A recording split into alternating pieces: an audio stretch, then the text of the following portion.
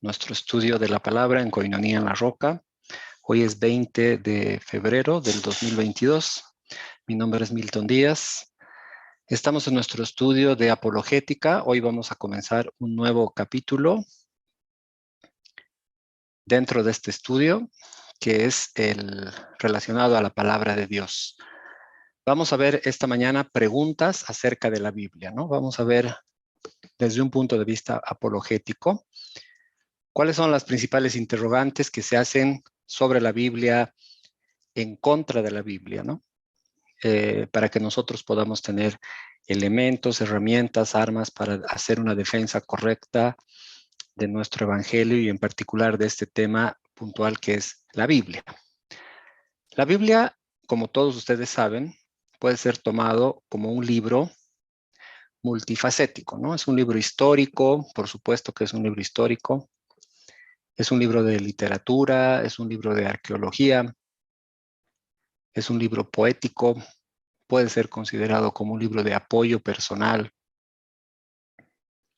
puede ser considerado como un libro, digamos, de literatura, pero por sobre todas las cosas, la Biblia es la palabra de Dios. Eso lo sabemos nosotros, que somos su pueblo y que somos un pueblo creyente, ¿no?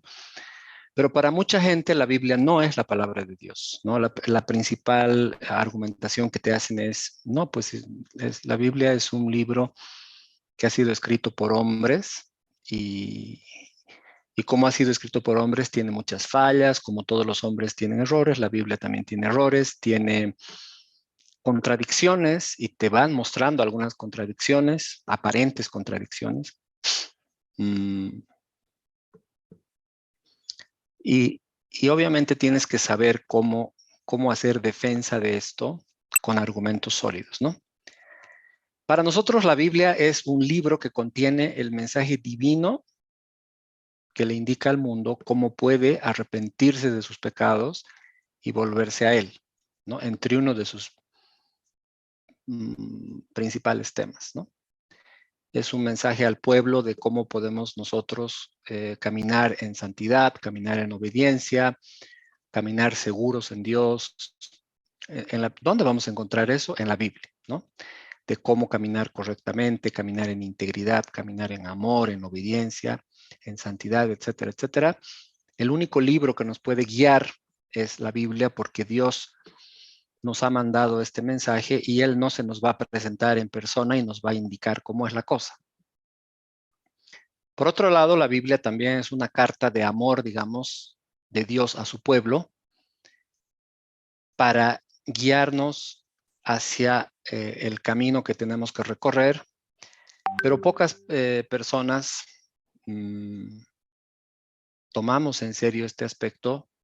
Digamos, en la iglesia de Jesús, pocas personas toman en serio este aspecto, en el sentido de que puedan hacer un estudio, no solamente estoy diciendo leer la Biblia, sino estudiarla, ¿no? Tomarla en serio. Es decir, tomar en serio un libro es estudiarlo y seguirlo.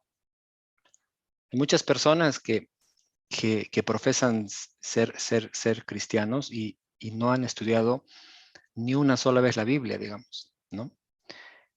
A eso me refiero con tomar en serio el libro, ¿no? No le dan la importancia, no le dan la relevancia que merece este libro, que viene nada menos que de parte de Dios. Entonces es importante que tú como creyente hagas un estudio de la Biblia detallado, en profundidad, no una lectura superficial de la Biblia, sino que te metas en la Biblia, en sus páginas, bucees para sacar las verdades más hermosas que Dios nos ha dado.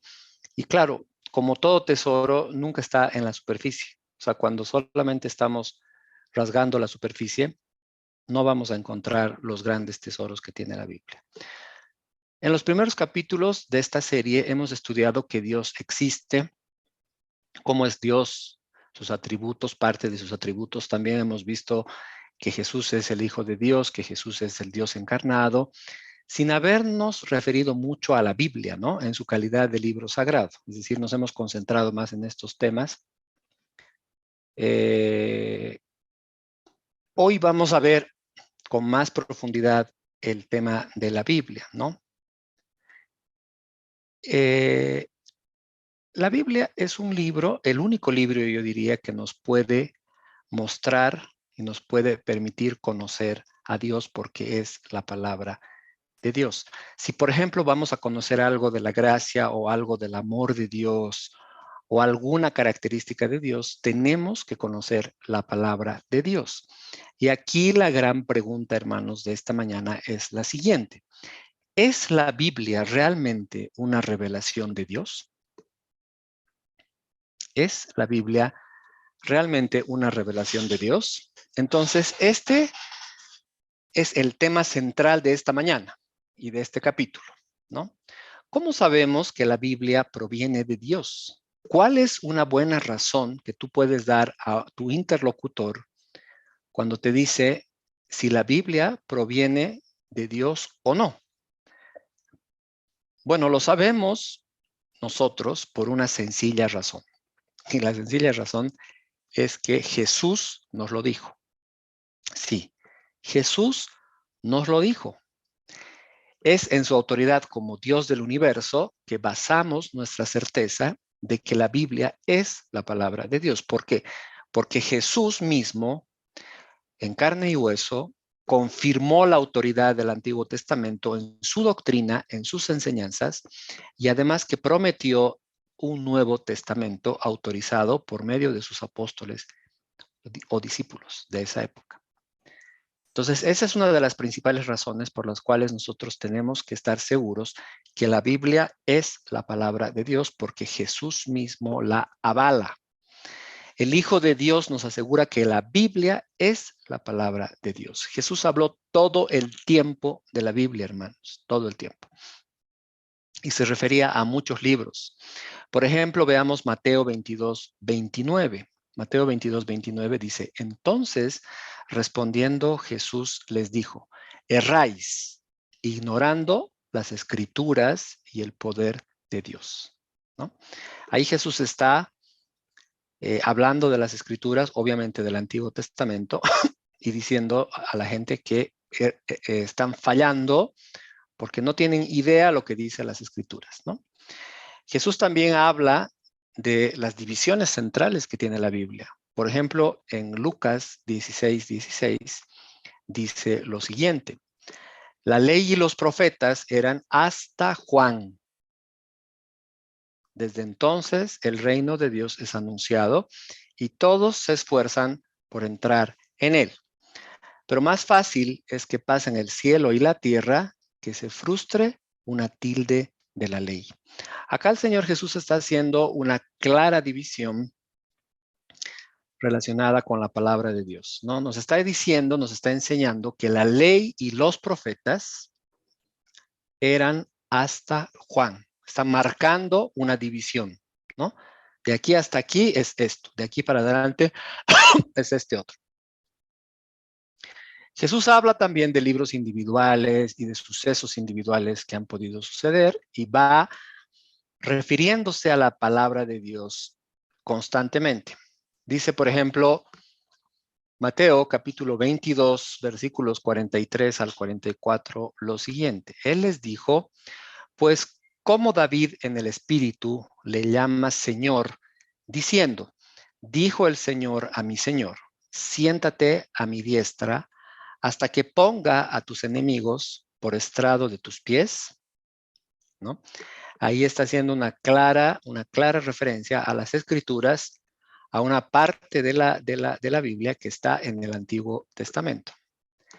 Mateo 24, 15 dice, por tanto, cuando veáis en el lugar santo la abominación desoladora de que habló el profeta Daniel, el que lee, entienda. Y acá claramente se está refiriendo al libro de Daniel, ¿no? Cuando habla de una profecía y habla acerca de la abominación desoladora y los tiempos que ocurriría esto. Otro ejemplo, Mateo 19, del 4 al 5. Dice, él respondiendo les dijo, ¿no habéis leído que el que hizo que el que los hizo al principio, varón y hembra los hizo, y dijo, por esto el hombre dejará a su padre y madre y se unirá a su mujer, y los dos serán una sola carne.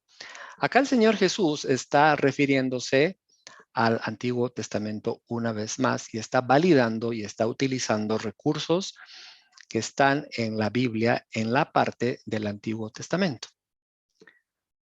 Si fuera algo, un libro que no fuera inspirado, perdón, que no fuera, sí, inspirado por Dios, que no fuera de parte de Dios, que no fuera, digamos, en origen de Dios, el Señor Jesús no lo validaría como lo está validando en los distintos ejemplos que estamos dando, ¿no? Simplemente ni siquiera lo mencionaría.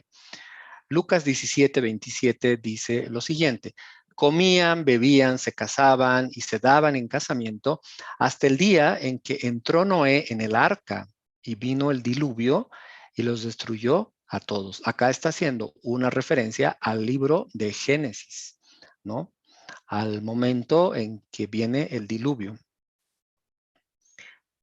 Entonces, es importante esto que estamos analizando porque el Señor Jesús está tomando referencia, está haciendo referencia de la Biblia en el Antiguo Testamento y validando lo que ella dice, ¿no? Como poseedor de autoridad divina, por supuesto. O sea, no es cualquiera el que está referenciando la Biblia, es el Señor Jesús. Mateo 5:18 dice, porque de cierto os digo que hasta que pasen el cielo y la tierra, ni una jota ni una tilde pasará de la ley hasta que todo se haya cumplido, ¿no? Y no solo que se refiere a la Biblia, sino que llama palabra de Dios a las escrituras. Sí, el Señor Jesús llama a las escrituras palabra de Dios, ¿no? Como vemos en estos versículos. Juan 10:35, por ejemplo. Veamos qué dice Juan 10:35. Si llamó dioses a aquellos a quienes vino la palabra de Dios y la escritura no puede ser quebrantada. Entonces, manifestó que fueron escritas por hombres movidos por el Espíritu Santo cuando afirma y se refiere a la Biblia, ¿no? Vamos a ver Marcos 12, del 35 al 36. Enseñando Jesús en el templo, decía, ¿cómo dicen los escribas que el Cristo es hijo de David? Porque el mismo David dijo por el Espíritu Santo, dijo el Señor a mi Señor, siéntate a mi diestra hasta que ponga a tus enemigos por estrado de tus pies, ¿no? Entonces el mismo Señor Jesús aquí anda referenciando una y otra vez partes, porciones del Antiguo Testamento y también habla de acontecimientos que dijo el profeta Daniel y hace referencia a los libros de Moisés y hace referencia a muchos otros libros que están en el Antiguo Testamento. Mateo 24:15, por tanto, cuando veáis en el lugar santo la abominación desoladora del que habló el profeta Daniel, el que lee entienda. Entonces, una vez más hemos leído este versículo porque Jesús, hermanos, está confirmando, y esto es importante que lo entendamos, en estas declaraciones que él está haciendo la autoridad de los libros que están en la Biblia. Sí, Jesús cuando hace referencia y habla como esto, por ejemplo, de la abominación desoladora que habló el profeta Daniel, está confirmando a través de esta declaración, ¿qué cosa? Que lo que Daniel escribió es correcto. En otras palabras, está confirmando la autoridad de los libros, no solo de Daniel, sino de todos los libros de la Biblia, como por ejemplo los libros de Moisés, los libros de Daniel, perdón, el libro de Daniel, los libros de los Salmos, etcétera, etcétera, ¿no? Jesús confirma esa autoridad a través de este tipo de declaraciones, ¿no? Cuando hace referencia y valida la autoridad y la correctitud, digamos, de estos libros. Marcos 7:10. Hay otro ejemplo, porque Moisés dijo, honra a tu padre y a tu madre, y el que maldiga al padre o a la madre, muera irremisiblemente. Y una vez más, este versículo hace referencia a partes que están en la ley, ¿no? En el Antiguo Testamento. También se refiere a los milagros que los críticos rechazan como históricos, ¿no? Por ejemplo, Jesús, en este ejemplo que les voy a dar, cita a la creación. Vamos a ver cómo cita a la creación. Lucas 11, del 50 al 51.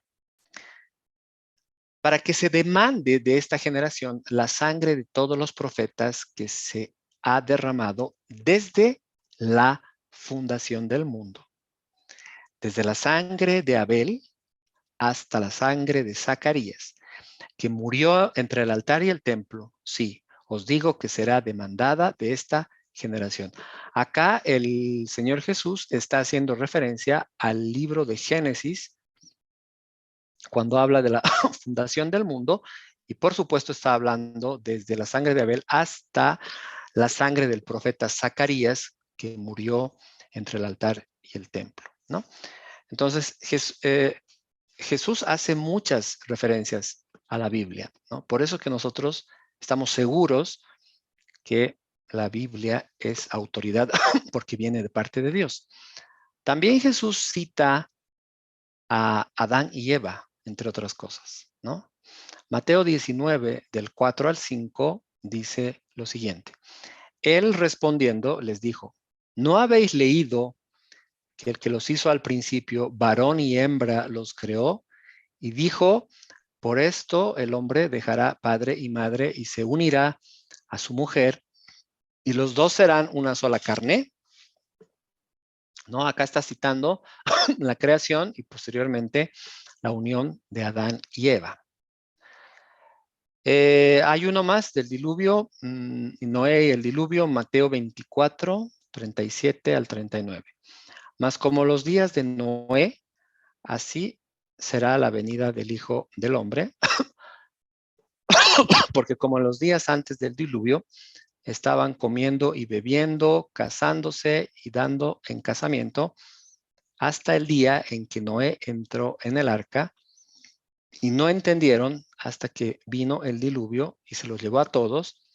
Así será también la venida del Hijo del Hombre. Perdón.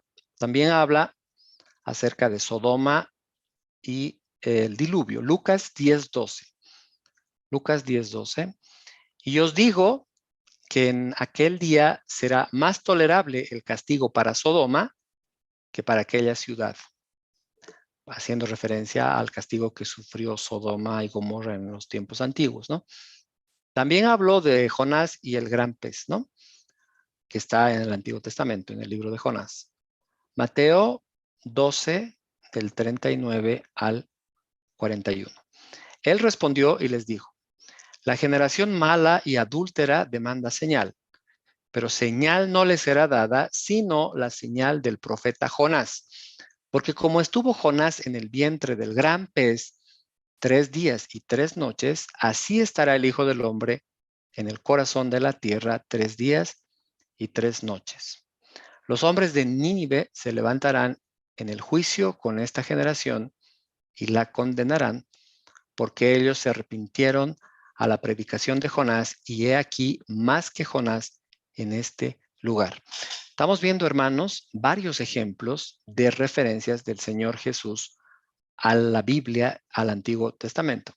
También dijo, pero más fácil es que pasen el cielo y la tierra que se frustre una tilde de la ley, ¿no? Acá está diciendo, ¿saben qué? Lo que está escrito en la ley se cumple y se va a cumplir y no se va a frustrar absolutamente nada, ¿no? Da una validez absoluta del 100% a todo lo que está escrito en la ley y en las Sagradas Escrituras, ¿no? Entonces, hay muchos argumentos que nosotros podemos utilizar a favor de la Biblia, ¿no? Hay muchos argumentos que podemos utilizar a favor de la Biblia con la autoridad y la validez que le da Jesús a la Biblia. Nosotros sabemos que el Nuevo Testamento es un documento histórico confiable. Ya hemos demostrado en capítulos anteriores que el Nuevo Testamento no es simplemente un libro religioso, sino también es un libro histórico. También hemos visto que los milagros son posibles, hemos visto que son históricos, que los milagros confirman la declaración de Jesús como Hijo de Dios, y también hemos visto que todo lo que Dios enseña es verdadero, ¿no es cierto? Que lo que Dios dice es verdad. Números 23:19 dice lo siguiente: Dios no es hombre para que mienta, ni hijo de hombre para que se arrepienta. Él dijo y no hará, habló y no lo ejecutará. Y por otro lado, Hebreos 6:18 declara: para que por dos cosas inmutables en las cuales es imposible que Dios mienta, tengamos un fortísimo consuelo los que hemos acudido para asirnos de la esperanza puesta delante de nosotros. Entonces, hermanos, lo que estamos haciendo aquí es ver la validez del mensaje de Dios. Todo lo que Dios dice es verdad, es correcto, es cierto, ¿no? No tenemos a alguien que nos está mintiendo, todo lo contrario, es alguien que siempre nos va a decir la verdad, y lo que está escrito en la Biblia es verdadero. Fíjense lo que dice Primera Carta de Juan, capítulo 1, del 5 al 6. Este es el mensaje que hemos oído de él y os anunciamos.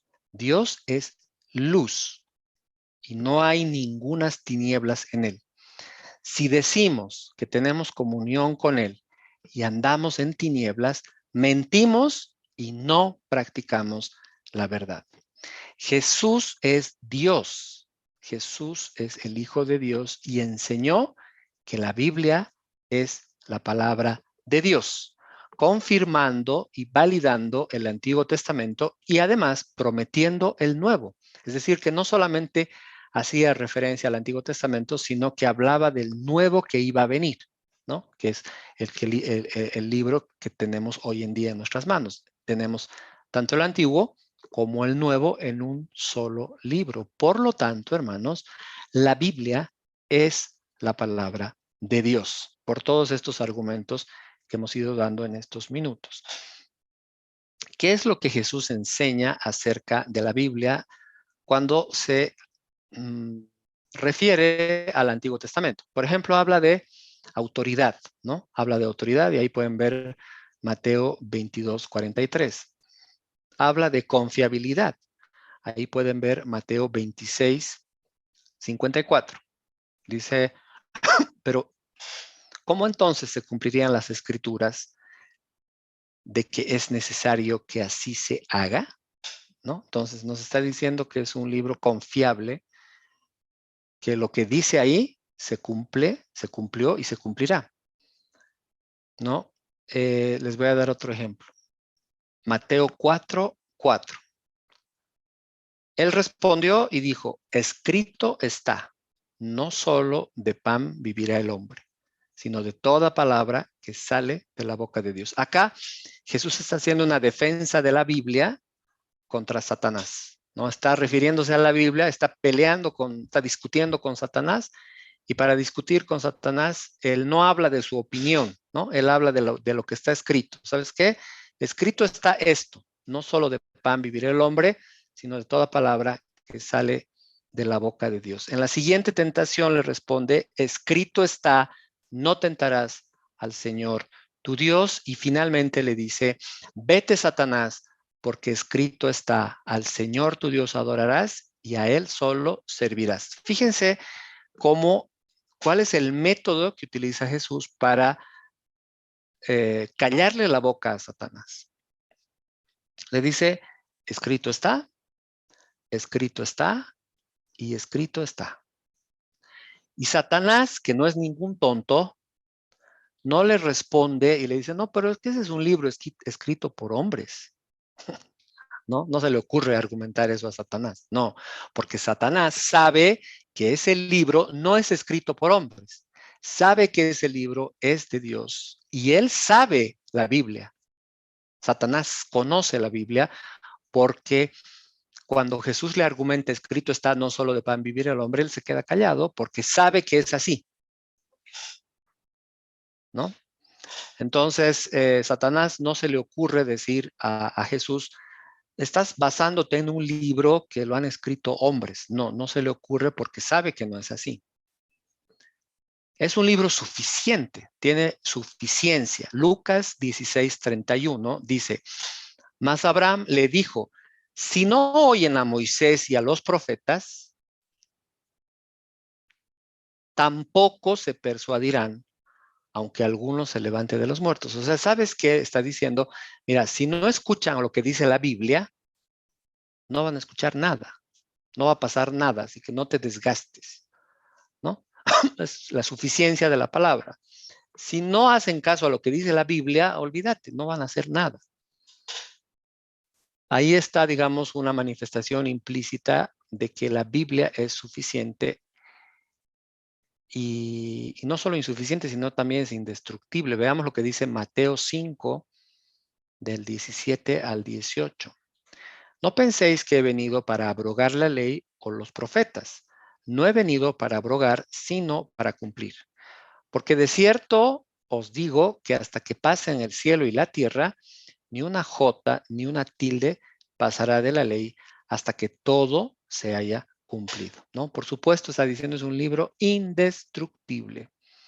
Todo lo que dice la Biblia se va a cumplir a rajatabla.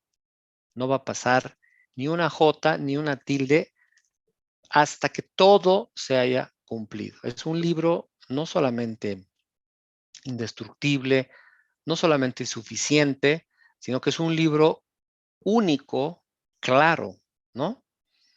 Veamos lo que dice Lucas 24 del 20, no, Lucas 24, el 27, y luego voy a leer el 44. Y comenzando desde Moisés y siguiendo por todos los profetas, les declaraba en todas las escrituras lo que de él decían. Estoy leyendo Lucas 24, 27 y ahora voy a leer el 44. Y les dijo, estas son las palabras que os hablé, estando aún con vosotros, que era necesario que se cumpliese todo lo que está escrito de mí en la ley de Moisés, en los profetas y en los salmos. El Señor está diciendo, ¿saben qué?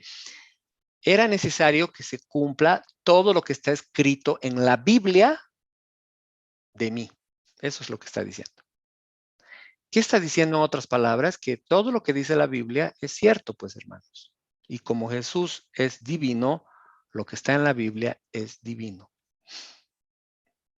Entonces, un libro único, claro, indestructible, suficiente, y además es histórico, ¿no? También es histórico, porque todo lo que dice en términos históricos es cierto. O sea, todos los historiadores pueden validar cosas históricas a través de la Biblia. Mateo 12:40.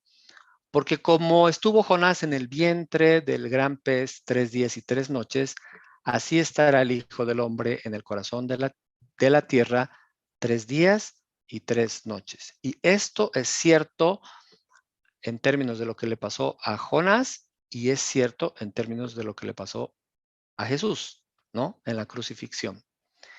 Es un libro tremendo, hermanos. Mateo 19:2-5. Fíjense lo que dice Mateo 19:2-5. Y le siguieron grandes multitudes y los sanó allí. Entonces vinieron a él los fariseos tentándole y diciéndole, ¿es lícito al hombre repudiar a su mujer por cualquier causa? Él respondiendo les dijo, ¿no habéis leído que el que los hizo al principio, varón y hembra los hizo? Y dijo, por esto el hombre dejará padre y madre y se unirá a su mujer y los dos serán una sola carne. Bueno, él les está respondiendo con la Biblia, ¿no? O sea, ¿cómo me vienen a preguntar estas cosas si no han leído la Biblia? Vayan a leer la Biblia, les manda, ¿no? Es un libro que no se equivoca, ¿no? Es inerrable. Fíjense lo que dice el Señor en Mateo 22:29. Les dice, entonces respondiendo Jesús les dijo, erráis ignorando las escrituras y el poder de Dios. Acá lo que les está diciendo es, ¿saben qué? La Biblia es un libro perfecto que no tiene errores, y ustedes lo ignoran y por eso fallan, porque ignoran lo que dice las Escrituras y además el poder de Dios. Más o menos estoy tratando de parafrasearlo, ¿no? Juan 3:12. Si os he dicho cosas terrenales y no creéis, ¿cómo creeréis si os dijere las celestiales? ¿No? Imagínense esto. Cuando él está hablando de la Biblia y de la Biblia y de la Biblia y los otros no creen, ¿cómo les voy a hablar de otras cosas? No. Juan 17:7. Santifícalos en tu verdad, tu palabra es verdad. Santifícalos en tu verdad, tu palabra es verdad. Lo que está escrito en este libro, hermanos, es verdad. Es infalible. Juan 10:35. Si llamó dioses a aquellos a quienes vino la palabra de Dios y la escritura no puede ser quebrantada, es infalible. El hecho de que Jesús, hermanos, considerara las escrituras como la autoridad final se observa claramente en el episodio que tiene con Satanás en relación a sus tentaciones, ¿no? Cuando se defiende 3 veces de los ataques de Satanás con la palabra o con la frase, escrito está, escrito está, escrito está, ¿no? Yo me imagino esa escena al Señor con su libro, ¿no? Y le está mostrando, mira, escrito está esto, escrito está esto y escrito está esto. Y el diablo se queda mudo porque sabe que es verdad, ¿no? Y se va. No se ve que discute, ¿no? Se queda callado. Mateo 4:4, ¿no? Dice, por ejemplo, no solo de pan vivirá el hombre, sino de toda palabra que sale de la boca de Dios. Jesús decía, he aquí el testigo permanente e inmutable del Dios eterno, consagrado a escribir para vuestra instrucción. Estas son, hermanos, referencias tremendas que tiene el Señor Jesús acerca de la Biblia, acerca de la palabra. Todos estos minutos hemos estado leyendo la Biblia, la Biblia, la Biblia, referenciada por Jesús. O sea, no es cualquiera que está referenciando a la Biblia, sino que es Jesús mismo que está hablando de la Biblia, de la palabra, ¿no? Las palabras, digamos, que están escritas en la Escritura, en la Biblia, el Jesús dice que son verdaderas, ¿no? Por ejemplo, una de las frases que Jesús pronuncia, una de las últimas frases que Jesús pronuncia antes de morir, estando todavía en la cruz, en un momento de mucha crisis y de mayor sufrimiento, fueron, Dios mío, ¿por qué me has desamparado? Y exactamente, hermanos, estas frases que el Señor pronuncia en la cruz están en la Biblia, o sea, están en el Antiguo Testamento, ¿no? Uno puede leer, por ejemplo, el Salmo 22:1 y dice, Dios mío, ¿por qué me has desamparado? ¿Por qué estás tan lejos de mi salvación y de las palabras de mi clamor? Y exactamente son estas palabras las que pronuncia el Señor Jesús en Mateo 27:46. Sí, Mateo 27:46. Cerca de la hora novena, Jesús clamó a gran voz, diciendo, Elí, Elí, lama sabactani. Esto es, Dios mío, ¿por qué me has desamparado? Y está referenciando, hermanos, a un salmo que está hablando de él mismo, ¿no? Marcos 15:34 registra de esta forma. Y a la hora novena, Jesús clamó a gran voz diciendo, Eloí, Eloí, lama sabactani, que traducido es, Dios mío, ¿por qué me has desamparado?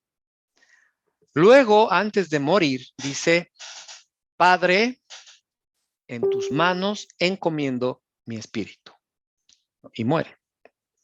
Y justamente el Salmo 31, versículo 5, registra estas palabras. Dice, en tu mano encomiendo mi espíritu.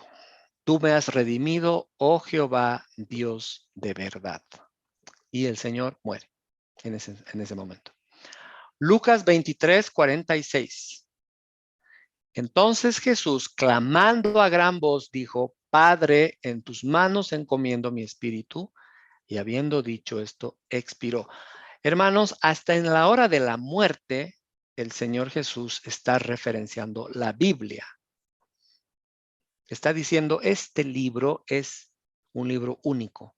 Es un libro especial, es un libro verdadero, es un libro trascendente, es un libro que es sagrado porque viene de los cielos. No, la Biblia no es cualquier libro. Cuando te digan, es un libro cualquiera, es un libro más que el del Buda, que el del no sé qué tantitos y demás, tienes que, hermano, defender con estas cosas, ¿no? Son tan tremendas, además que son históricas. Ahora, el Señor Jesús también habla del Nuevo Testamento. Claro que todavía no estaba compilado el Nuevo Testamento, pero él obviamente ya hablaba, ¿no? Justo antes de dejar a sus discípulos, antes de irse, les dice en Juan 14, del 25 al 26, o solo 25, a ver, no, del 25 al 26. Juan 14, 25 al 26. Os he dicho estas cosas estando con vosotros, mas el Consolador, el Espíritu Santo, a quien el Padre enviará en mi nombre, Él os enseñará todas las cosas y os recordará todo lo que yo os he dicho. Ahora, si nosotros nos preguntamos cómo el Espíritu Santo nos ha enseñado todas estas cosas, cómo nos ha recordado todo lo que Él ha dicho, cómo nos ha recordado, por ejemplo, todo lo que Jesús dijo, por lo menos a mí, a ti, lo ha hecho a través del Nuevo Testamento, ¿no? Claro, es el Espíritu Santo inspirando a los apóstoles y a los que han escrito las cartas y los evangelios, lo que ha sucedido con Jesús. Entonces, cuando Él dice, ¿saben qué? Va a venir un tiempo en que el Consolador, el Espíritu Santo, les va a enseñar todas las cosas y les va a recordar todo lo que yo os he dicho. No está diciendo que el Espíritu Santo se va a aparecer y va a empezar a hablar. No, está diciendo esto que estamos viendo. Hoy tenemos el Nuevo Testamento compilado, perfectamente compilado, que es autoría del Espíritu Santo. Eso sí, ¿no? A través de plumas de hombres. Acá Jesús está anunciando claramente que vamos a tener un nuevo libro. Claro, no dice de esa manera, no dice ustedes van a tener un Nuevo Testamento, pero nos está diciendo claramente eso, ¿no? Y además añade en Juan 16, 13, pero cuando venga el Espíritu de verdad, Él os guiará a toda la verdad, porque no hablará por su propia cuenta, sino que hablará todo lo que oyere y os hará saber las cosas que habrán de venir. Ahora, si tú te preguntas, ¿cómo se ha cumplido esto? ¿Cómo se ha cumplido que el Espíritu Santo de verdad nos guíe a toda la verdad, que nos hable todo lo que oyere, que nos haga saber todas las cosas que han de venir, como por ejemplo el Apocalipsis? ¿Cómo se ha cumplido todo esto si no es a través del Nuevo Testamento? ¿No? Estas declaraciones de Jesús prometen que las enseñanzas iban a ser completadas con el Nuevo Testamento, ¿no? Y además que las enseñanzas de Jesús serían recordadas y comprendidas y que se les dirían o darían verdades adicionales a los apóstoles para que pudieran establecer la iglesia. ¿Cómo nosotros nos hemos enterado que Jesús caminó sobre las aguas? Por ejemplo, porque está registrado en el Nuevo Testamento. Y el Espíritu Santo nos ha contado que eso pasó a través de la pluma de Mateo, de Juan, de Marcos, etcétera, ¿no? Ahí esto es hermoso, hermanos, cómo el Señor Jesús nos va diciendo lo que va a pasar, ¿no? Dice, sí, hoy día no está el Nuevo Testamento, pero van a tener un Nuevo Testamento, ¿no? Eso era lo que le faltaba decir. Ellas como que van sentando el marco de la era apostólica que comenzó el día de Pentecostés hasta que se cumpla, digamos, el tiempo en que nosotros podamos tener todo este libro en nuestras manos completo, ¿no? Hechos 2:1, por ejemplo, dice, cuando llegó el día de Pentecostés estaban todos unánimes juntos y de repente vino del cielo un estruendo como de un viento recio que soplaba, el cual llenó toda la casa donde estaban sentados, ¿no? Y ahí como que empieza esta manifestación del Espíritu, continuando hasta que muere el último apóstol Juan, más o menos cerca del año 100 después de Cristo, y durante todo ese periodo los apóstoles se constituyeron en los agentes de la revelación completa y definitiva de Jesucristo, ¿no? Y empiezan con su pluma, inspirados por el Espíritu Santo, a escribir todas las cosas para que nosotros sepamos, aprendamos y entendamos y tengamos clara revelación de lo que Dios quiere y de lo que Dios dice, ¿no? Y Él fue revelando y fue enseñando y obrando por medio de los apóstoles y los que escribían, ¿no? Porque habían algunos que escribían libros que no eran apóstoles, ¿no? Que no eran, no todos eran apóstoles, ¿no? Hechos 1:1, por ejemplo. Lucas, ¿no? En el primer tratado, oh Teófilo, hablé acerca de todas las cosas que Jesús comenzó a hacer y a enseñar. Esto es una introducción que hace Lucas en su libro Hechos de los Apóstoles, donde dice, ¿sabes qué, Teófilo? Hablé de todas las cosas que Jesús comenzó a hacer y a enseñar en el primer tratado, ¿no? Los apóstoles, por ejemplo, reciben las llaves del reino. Y dice Mateo 16:19.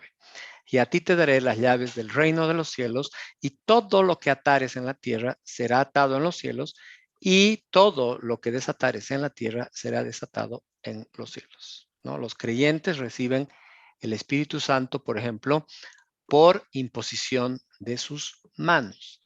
Hechos 8:14 dice, cuando los apóstoles que estaban en Jerusalén oyeron que Samaria había recibido la palabra de Dios, enviaron allá a Pedro y a Juan, los cuales, habiendo venido, oraron por ellos para que recibiesen el Espíritu Santo. Y dice Hechos 19, del 1 al 6, esta misma manifestación. Aconteció que entre tanto que Apolos estaba en Corinto, Pablo, después de recorrer las regiones superiores, vino a Éfeso y hallando a ciertos discípulos les dijo, recibiréis el Espíritu Santo cuando creísteis. ¿Recibisteis el Espíritu Santo cuando creísteis? Ellos dijeron, ni siquiera hemos oído si hay Espíritu Santo. Entonces dijo, ¿en qué pues fuisteis bautizados? Ellos dijeron, en el bautismo de Juan. Dijo Pablo, Juan bautizó con bautismo de arrepentimiento, diciendo al pueblo que creyesen en aquel que vendría después de él, esto es, en Jesús el Cristo. Cuando oyeron esto, fueron bautizados en el nombre del Señor Jesús. Y habiéndoles impuesto Pablo las manos, vino sobre ellos el Espíritu Santo y hablaban en lenguas y profetizaban.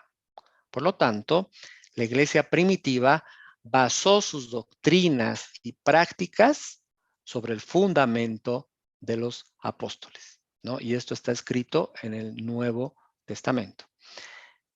Otro ejemplo, Efesios 2, del 20 al 22, hablando del fundamento de los apóstoles. Dice así, edificados sobre el fundamento de los apóstoles y profetas, siendo la principal piedra del ángulo Jesucristo mismo, en quien todo el edificio bien coordinado va creciendo para ser un templo santo en el Señor, en quien vosotros también sois juntamente edificados para morada de Dios en el Espíritu. No solamente que están basados en el fundamento de los apóstoles, sino que siguen la enseñanza de los apóstoles, ¿no? Siguiendo la enseñanza de los apóstoles. Hechos 2:42. Y perseveraban en la doctrina de los apóstoles, en la comunión unos con otros, en el partimiento del pan y en las oraciones. Cuando dice y perseveraban en la doctrina de los apóstoles, hermanos, estamos hablando de toda la doctrina que hoy está escrita en el Nuevo Testamento. O sea, no perseveraban en algo que era invento de ellos. No perseveraban en una doctrina que era una cosa que se les ha ocurrido a ellos como hombres. No, perseveraban en una doctrina que era la manifestación del Espíritu Santo a través de los apóstoles. Y luego dice la comunión de unos con otros, el partimiento del pan, etcétera, etcétera. Pero acá estamos hablando de la obra del Espíritu Santo posterior a la ida de Jesús. Y estamos hablando de la revelación que hace el Padre a través de su Espíritu Santo en el Nuevo Testamento. Seguimos. Aquí hablando del concilio, ¿no? Hubo un concilio, no voy a leer todo el capítulo 15 de Hechos, donde habla del concilio que se forma para resolver problemas de doctrina, problemas de la iglesia. Pero, por ejemplo, dice el 6 al 9, Hechos 15 del 6 al 9, una parte se las voy a leer. Se reunieron los apóstoles y los ancianos para conocer en este asunto, y después de mucha discusión, Pedro se levantó y les dijo: varones hermanos, vosotros sabéis cómo ya hace algún tiempo que Dios escogió que los gentiles oyesen por mi boca la palabra del evangelio y creyesen. Y Dios, que conoce los corazones, les dio testimonio, dándoles el Espíritu Santo, lo mismo que a nosotros. Y ninguna diferencia hizo entre nosotros y ellos, purificando por la fe sus corazones, ¿no? Acá esta decisión está circunscrita a las decisiones del concilio, ¿no? O sea, lo que el concilio apostólico dijo es lo que se hace y se cumple. Aunque Pablo recibe su apostolado por revelación de Dios, los apóstoles de Jerusalén confirman las credenciales de Pablo. O sea, Pablo tenía credenciales de Cristo, ¿no? Cristo se le aparece y recibe toda la revelación directamente. Pero a pesar de eso, los apóstoles confirman las credenciales que Pablo recibe.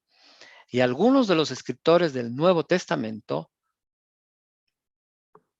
digamos que van validando y van confirmando los escritos y las enseñanzas que tenía Pablo, ¿no? Entonces, estamos hablando de una autoridad confirmada, ¿no? Y reafirmada. Todo lo que escribe Pablo en el Nuevo Testamento es verdad. Está validado por Jesús y confirmado por los apóstoles. Usaron mensaje apostólico que fueron confirmados o que fue confirmado por los que oyeron. A ver, fíjense lo que dice Hebreos 2:3. Sí, Hebreos 2:3.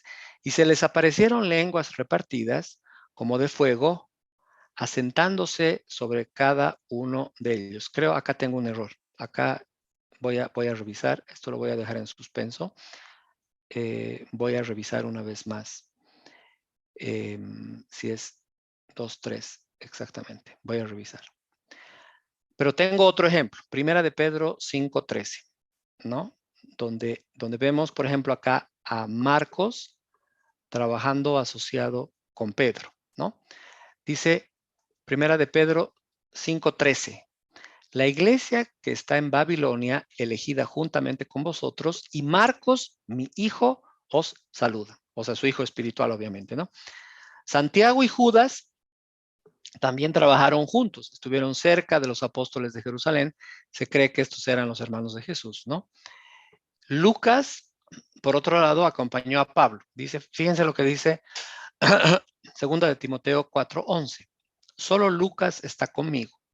Toma a Marcos y tráele contigo porque me es útil para el ministerio, ¿no? Acá vemos a Lucas acompañando a Pablo, ¿no? Lucas no era miembro apostólico de Jerusalén, pero está acompañando a Pablo, ¿no? En esta parte de segunda de Timoteo dice, solo Lucas está conmigo. Tú toma a Marcos y tráele contigo porque me es útil para el ministerio, ¿no? Y entrevista a muchos testigos para armar su relato. Lucas, ¿no? Fíjense lo que dice Lucas de Lucas 1, del 1 al 4. Puesto que ya muchos han tratado de poner en orden la historia de las cosas que entre nosotros han sido ciertísimas, tal como nos lo enseñaron los que desde el principio lo vieron con sus ojos y fueron ministros de la palabra, me ha parecido también a mí, después de haber investigado con diligencia todas las cosas desde su origen, escribírtelas por orden, oh excelentísimo Teófilo, para que conozcas bien la verdad de las cosas en las cuales has sido instruido, ¿no? Entonces, esta es, digamos, la forma en que Lucas comienza su libro y cómo él va recogiendo información de testigo tras testigo, etcétera, etcétera, y hace con diligencia su trabajo. Pedro, por otro lado, llegó a igualar los escritos de Pablo con las escrituras, ¿no? Dice, segunda carta de Pedro 3, del 15 al 16. Fíjense lo que dice Pedro. Tremendo es esto. Y tened entendido que la paciencia de nuestro Señor es para salvación, como también nuestro amado hermano Pablo, según la sabiduría que le ha sido dada, os ha escrito. Casi en todas sus epístolas, hablando en ellas de estas cosas, entre las cuales hay algunas difíciles de entender, las cuales los indoctos e inconstantes tuercen, como también las otras escrituras, para su propia perdición, ¿no? Entonces, en cada caso que hemos visto, salvo en el de Hebreos, porque no sabemos quién escribió el libro de Hebreos con certeza, hay un vínculo definitivo entre el escritor y los apóstoles que les dieron información, ¿no? El escritor, el que va registrando, Lucas con Pablo, Marcos con Pedro, Santiago y Jacobo juntos, etcétera, etcétera. Hay un vínculo fuerte entre el escritor y lo que los apóstoles dicen y dan información acerca de las cosas, ¿no? Y de las verdades. Ahora bien, si Jesús, el Dios encarnado, que siempre dijo la verdad, dio testimonio de que el Antiguo Testamento era la palabra de Dios y que sus apóstoles y profetas iban en el futuro a escribir el Nuevo Testamento por medio del Espíritu Santo en su calidad de únicos agentes autorizados para dar este mensaje, entonces hemos probado hasta aquí que toda nuestra Biblia, tanto Antiguo como Nuevo Testamento, proviene de Dios. Con todos estos versículos que hemos ido leyendo a lo largo de esta mañana. Tenemos en la Biblia, hermanos, el mejor libro porque es escrito directamente por Dios, ¿no? Viene directamente de Dios. Y si tienes semejante tesoro y no lo has leído, yo te invito a que lo hagas antes de que se te acabe el tiempo, hermano, ¿no? Es importante que no solo lo leas, sino que lo estudies y profundices en las grandes verdades que tiene Dios para su pueblo en este libro. Ahora vamos a ver cómo se ha escrito la Biblia, ¿no? Cómo se escribió la Biblia y cuál fue el proceso por el cual ha pasado la Biblia para que esté hoy día en tus manos, ¿no? El proceso por el cual la Biblia se escribe se llama inspiración, ¿no? Y este término, inspiración, proviene de la segunda carta de Timoteo, que dice lo siguiente. Segunda carta de Timoteo 3:16. Toda la escritura es inspirada por Dios y útil para enseñar, para redarguir, para corregir, para instruir en justicia. Esto quiere decir, hermanos, que Dios es la fuente de todo lo que está escrito en la Biblia. Sí, porque dice, toda la escritura es inspirada por Dios. Toda la escritura es inspirada por Dios. Desde el Moisés hasta Juan, hasta el libro que quieras, hermano. Todo es inspirado por Dios. Siempre es el hombre, digamos, recibiendo el mensaje de Dios directamente, pero inspirado, fuente, digamos, origen en Dios, ¿no? Por lo tanto, el hombre puede estar escribiendo el libro como un autor de un libro de la Biblia, pero lo que el hombre está escribiendo no es su opinión, ¿no? Es lo que Dios le está transmitiendo, lo que Dios le está revelando, lo que Dios le está inspirando, ¿no? Es un mensaje de Dios a la humanidad. Este mensaje empieza con una revelación de Dios, ¿no? Esta puede ser directa, una voz directa como en la zarza ardiente, ¿no? Por ejemplo, Éxodo 3:2 dice, y se le apareció el ángel de Jehová en una llama de fuego en medio de una zarza.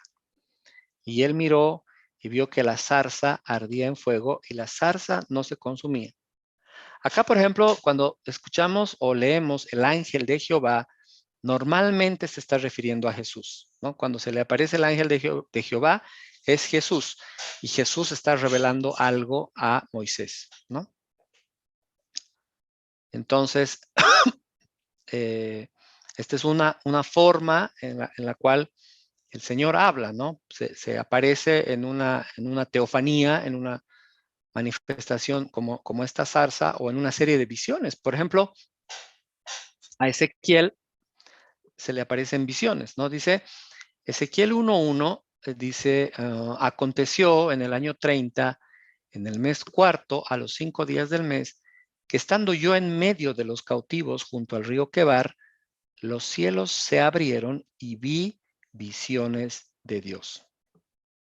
En Ezequiel 8:3 también se le aparece así, a ver, dice, y aquella figura extendió la mano y me tomó por las guedejas de mi cabeza, y el Espíritu me alzó entre el cielo y la tierra, y me llevó en visiones de Dios a Jerusalén, a la entrada de la puerta de adentro que mira hacia el norte, donde estaba la habitación de la imagen del cielo, la que provoca a celos. Bueno, acá hay otra manifestación en visiones.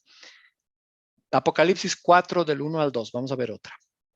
Después de esto miré y he aquí una puerta abierta en el cielo. Y la primera voz que oí, como de trompeta, hablando conmigo, dijo, sube acá y yo te mostraré las cosas que sucederán después de estas. Y al instante yo estaba en el Espíritu y he aquí un trono establecido en el cielo y en el trono uno sentado, ¿no? Acá una voz interior que surge de la comunicación del profeta con Dios. Dice, la palabra de Dios vino sobre mí. O también puede ser derivado de una profecía anterior, ¿no? Por ejemplo, en Daniel 9, del 1 al 2, fíjense, es súper interesante esto, ¿no? Daniel 9, del 1 al 2 dice, en el año primero de Darío, hijo de Asuero, de la nación de los Medos, que vino a ser rey sobre el reino de los caldeos, en el año primero de su reinado, yo, Daniel, miré atentamente en los libros el número de los años de que habló Jehová al profeta Jeremías, que habían de cumplirse las desolaciones de Jerusalén en 70 años. O sea, acá Daniel está hablando de un libro que él está leyendo referenciado por otro profeta que es Jeremías. Es súper interesante. Está referenciando una profecía anterior, ¿no? Pero para que sea escritura, el mensaje también tiene que ser escrito, ¿no es cierto? Entonces, el siguiente pasaje nos proporciona la descripción del proceso de cómo se escribe la escritura, ¿no? Estamos hablando de eso. ¿Qué dice segunda carta de Pedro 1:21? Súper importante esto, hermanos, porque nunca la profecía fue traída por voluntad humana, sino que los santos hombres de Dios hablaron siendo inspirados por el Espíritu Santo. Acá lo que está diciendo Pedro es que la profecía nunca fue traída porque a alguien se le ha ocurrido, ¿no? Porque alguien dijo, yo quiero escribir esto me parece que es importante. No, dice, nunca fue traída así, sino que los santos hombres de Dios hablaron lo que el Espíritu Santo les decía o les daba para escribir. Esa palabra inspirados significa literalmente ser llevado a, o sea, ser llevado a, como el velero es llevado por el viento, de la misma manera la pluma del autor es llevada por el Espíritu Santo para escribir las grandes verdades de Dios. Dios lleva a cada escritor mientras escribía, de modo que el mensaje permaneciera intacto. Y acá nos podemos preguntar, pero entonces Dios estaba dictando, el otro hacía solamente de secretaria. No, no. Cada uno le ponía su estilo, cada uno le ponía su forma de escribir, porque cuando tú ves los autores, cada autor no se parece, ¿no es cierto? El estilo de Pablo es diferente al de Pedro, el de Pedro es diferente al de Juan, y etcétera, etcétera. Pero eso no quiere decir que son como robots. Si fuera un dictado, ellos serían como robots, toda la Biblia tendría el mismo estilo. ¿Y cuál sería el estilo? El del Espíritu Santo. Pero no es así, sino que cada autor pone su propio estilo, pero lo que sí no se va a modificar es el mensaje, ¿no? La inspiración no significa simplemente que el escritor se sienta, digamos, entusiasmado con lo que está escribiendo, ¿no?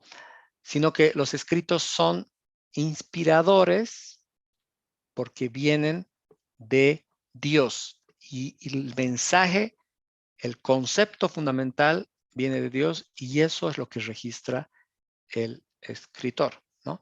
Como proceso, entonces, se refiere al control que Dios ejerce en los escritores y en los escritos. O sea, Dios no va a dejar que el escritor escriba lo que le da la gana, no. Entonces, como producto, a los escritos solamente en cuanto a documentos son el mensaje de Dios, ¿no? Ese es el producto final y esa es la Biblia, ¿no? Ahora, acá la pregunta es, pero entonces, ¿cómo opera la inspiración? Entonces, ¿cómo funciona la inspiración? ¿No? Esto sigue siendo un misterio, ¿no? Es un misterio cómo Dios inspira a los hombres, pero sabemos que fue dada por los profetas, digamos, en su calidad de voceros de Dios. Sabemos también que no fueron simples robots, escribanos que escribían como dictados. El modelo de secretario en este caso indica que estos hombres se limitaban a tomar, digamos, apuntes divinos cuando escribieron los libros de la Biblia, ¿no? Esto asegura la llegada del mensaje de Dios. Sin embargo, no explica los elementos humanos presentes en las escrituras, ¿no? Y las diferentes formas de estilo, las diferentes formas de relatar los acontecimientos. Juan no relata lo mismo que Marcos, no relata lo mismo que Lucas, un mismo pasaje, ¿no?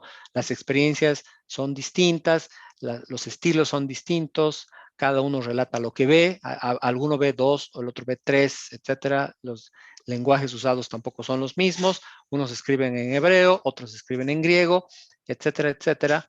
Por lo tanto, el proceso de inspiración es un tanto complejo de describir, pero bueno, por lo menos tenemos que entender que el autor humano, en este caso, es considerado como un observador de la revelación de Dios que tiene que registrar la experiencia, ¿no?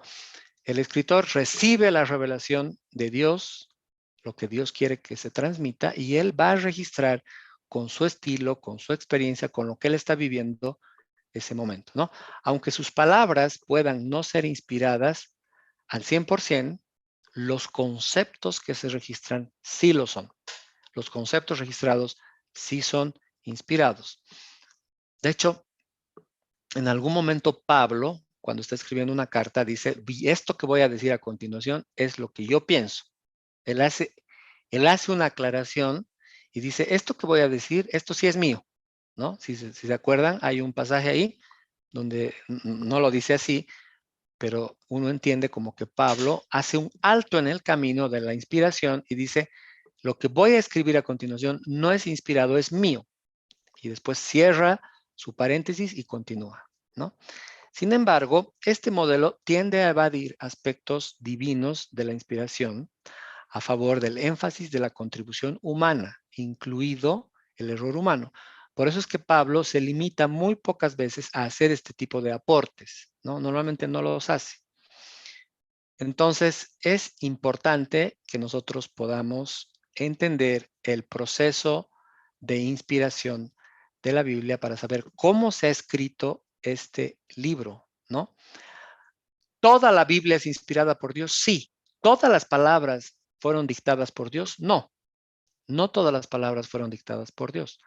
Hay mucho del estilo del autor, de la forma de escribir del autor, pero lo que sí tenemos que estar seguros es que el concepto, lo que se está diciendo, sí proviene de Dios. O sea, no hay nada que el autor pueda contradecir en su propio estilo al mensaje divino, ¿no?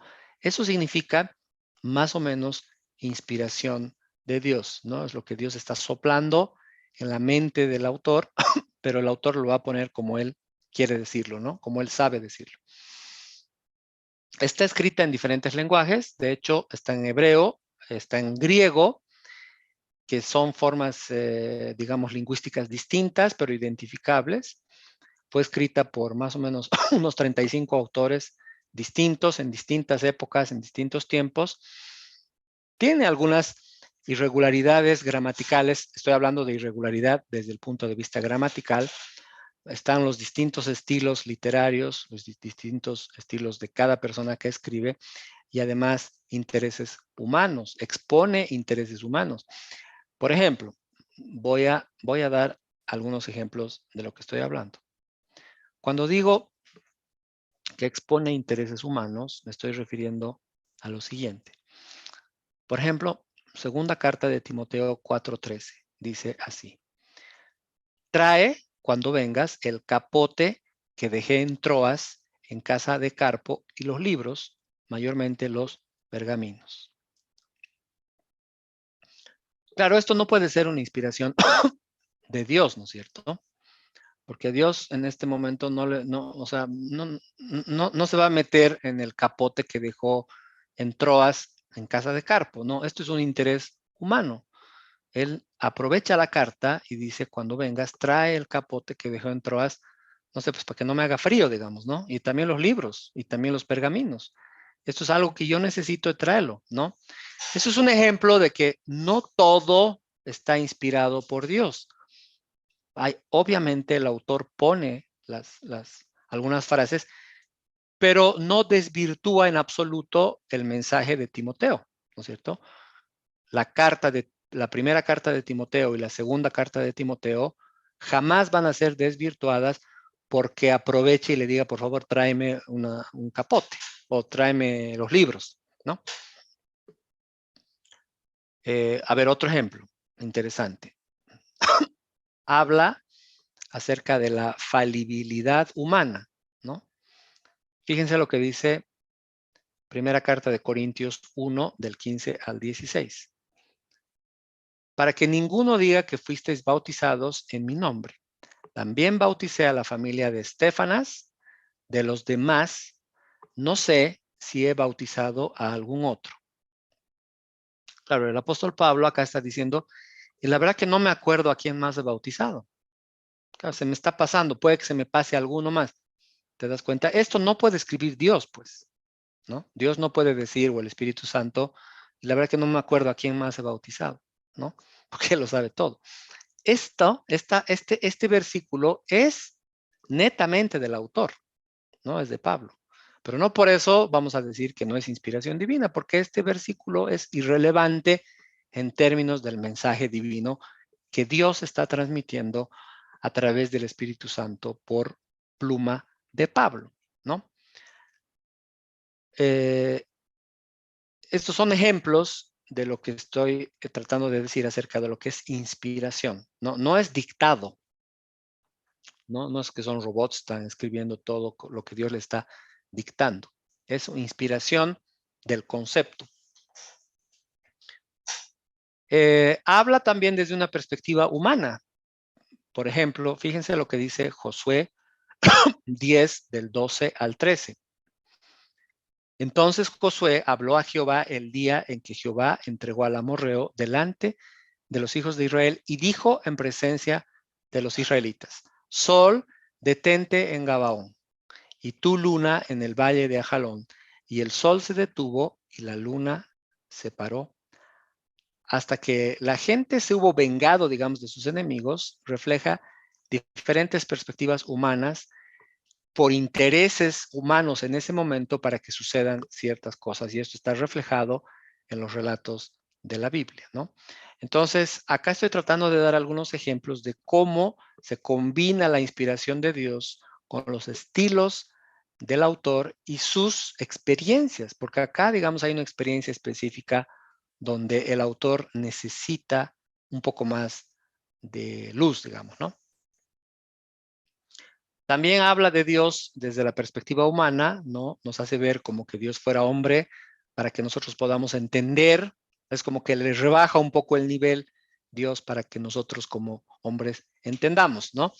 Para que nosotros tengamos una perspectiva más humana de las cosas. Esto no quiere decir que se distorsione el mensaje, sino simplemente que él está utilizando antropomorfismos para que nosotros, que tenemos una mente más pequeña, una perspectiva más limitada, podamos entender mejor las cosas. Entonces hay un enfoque adecuado incorporando factores humanos, factores divinos, siendo tal el modelo del profeta que está escribiendo el libro,